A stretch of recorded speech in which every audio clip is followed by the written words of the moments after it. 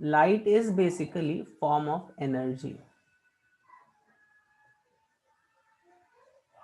ठीक है। तो कैसे पता हमें light is a form of energy, कैसे हमें पता light is a form of energy?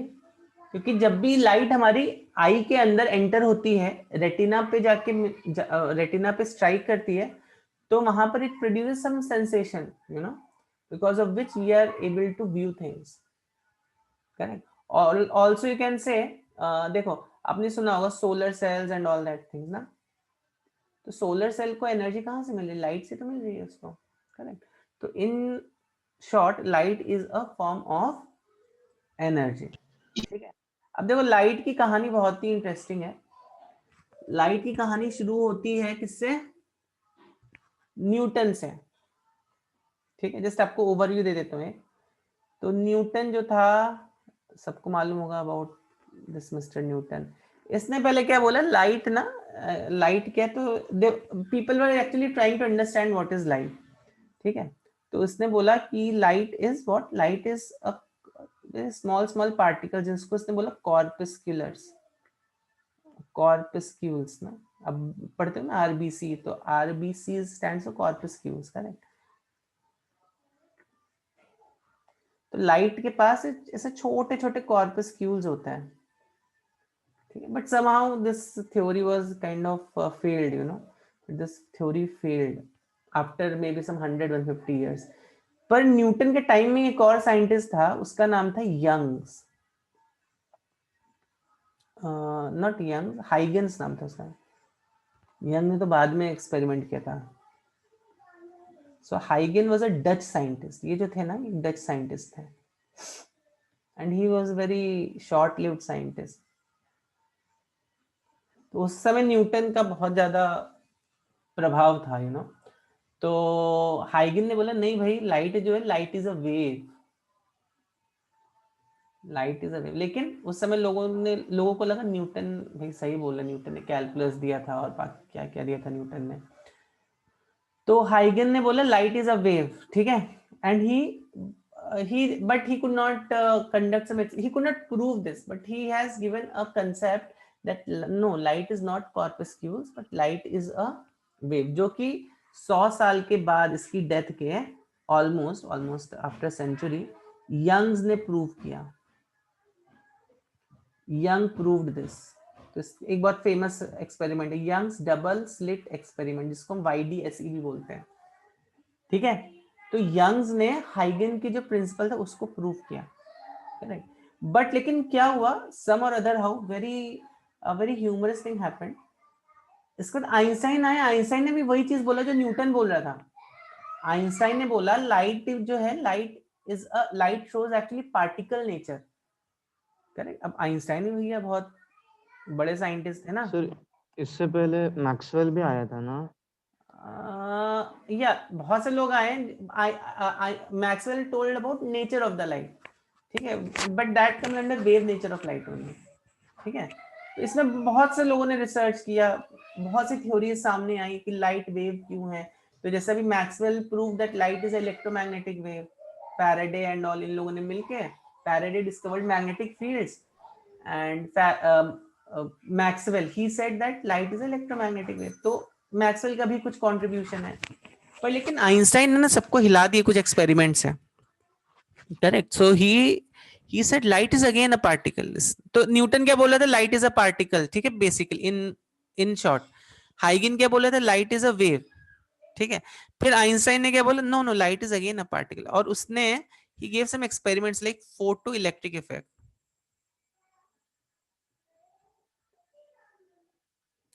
ठीक है, समझ रहे हो? तो if you want I can show you some pictures also. तो अभी प्रॉब्लम हो गई ना, लाइट वेव है या पार्टिकल है, क्योंकि वेव के भी नेचर दिखा रही है, ये पार्टिकल के भी नेचर दिखा रही है। तो लाइट है क्या?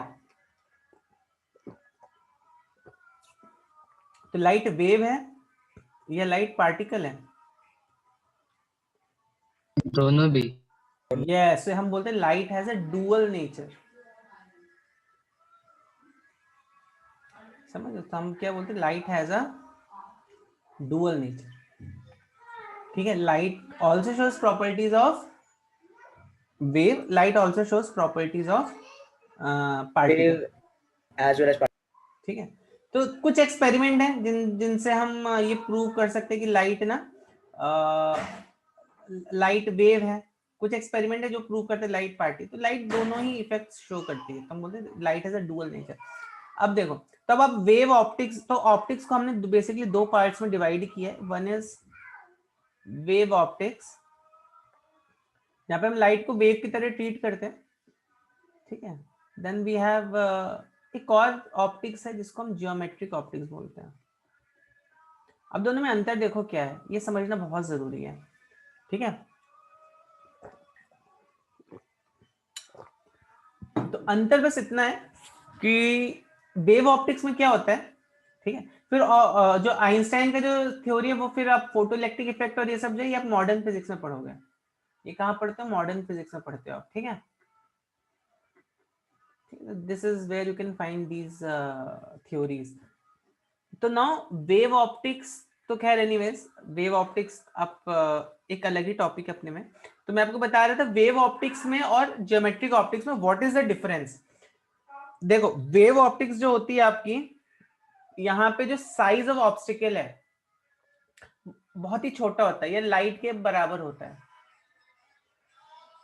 ठीक है, करेक्ट। आपको थोड़ा बहुत इसमें पढ़ाया जाएगा ऑप्टिक्स, आपको इस वेव ऑप्टिक्स से भी ग्लिम्स मिलेगा। जैसे अभी आपको अगर आप पूछा जाए ऑप्टिक्स के बारे में क्या बोले, वो फिर से रिपीट कर सकते हो क्या? मैंने बोला कि वेव ऑप्टिक्स जो है आपको, just a second, so what I was telling was, यहाँ पर size of obstacle is very very small,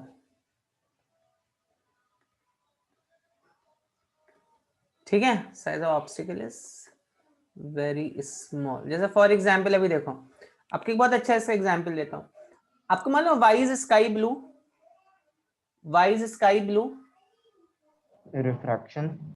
नहीं, रिफ्रैक्शन की वजह से नहीं है।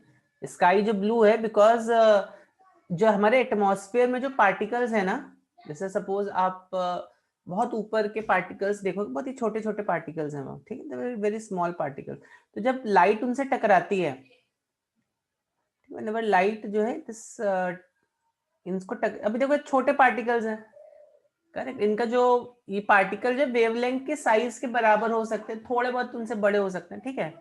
तो जब ये लाइट इससे टकराती है तो क्या होता है, कई सारी वेवलेंथ्स, आई मीन लाइट जो कई सारी वेवलेंथ्स इससे निकलती हैं, I mean many lights are found to be यहाँ पे निकल, तो यहाँ पे रेड भी निकल रही है और ब्लू भी निकल रही है। पर ब्लू लाइट जो सबसे ज्यादा स्कैटर हो रही है, मतलब इससे टकराने के बाद क्या होता है इन पार्टिकल्स का स्कैटरिंग फिनोमिना देखा गया है, ठीक है। जैसे बताऊंगा आपको, एंड में बताऊंगा ये सब चीजें, ठीक है। तो ये सब जो फिनोमिना है, यहाँ पे ऑब्स्टिकल का साइज बहुत ही छोटा है, उनको हम बोलते हैं वेव ऑप्टिक्स में हम उनको ट्रीट करते हैं। अब अगर मान लो ऑब्स्टिकल का जो क्या वो ऑब्स्टिकल का जो साइज बहुत ही बड़ा है एज कम्पेयर टू लाइट, जैसे आपका मिरर देखो, मिरर और लाइट का वेवलेंथ, ठीक है, जमीन आसमान का अंतर है, ठीक है। तो ज्योमेट्रिक ऑप्टिक्स में क्या होता है, साइज ऑफ ऑब्स्टिकल जो है वो क्या होता है, यहाँ पे ऑब्स्टिकल का जो साइज है, this is size of obstacle is very large.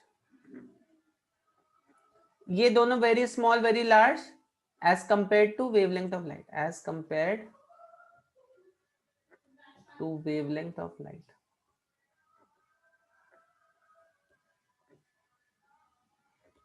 समझ रहे हो नहीं समझ रहे हो? You are understanding this? समझ रहे। ठीक है। तो ये सब फिनोमिना आपको बताऊंगा, वेव ऑप्टिक्स से भी रिलेटेड कुछ फिनोमिना हम लोग देखेंगे, ठीक है, but just understand it like this. तो अब जो अभी हम जो करने जा रहे हैं, दिस इज ज्योमेट्रिक ऑप्टिक्स का पार्ट, ओके। तो अब देखो ज्योमेट्रिक ऑप्टिक्स में हमें कुछ अजम्पशंस करने हैं, समझ रहे हो सभी बच्चे?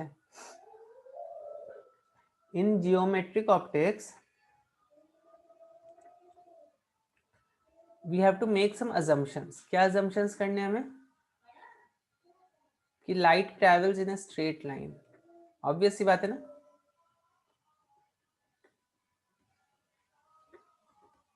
ठीक है, तो हम लाइट को हमेशा यहाँ पे स्ट्रेट ही दिखाएंगे, इवन दो आपको मालूम है वेव की तरह होते हैं, बट हम लाइट को हमेशा से स्ट्रेट दिखाएंगे, ठीक है।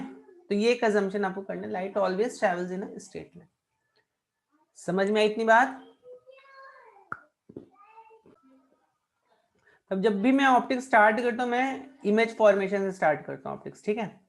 तो हम यहाँ पर देखते हैं इमेज फॉर्मेशन।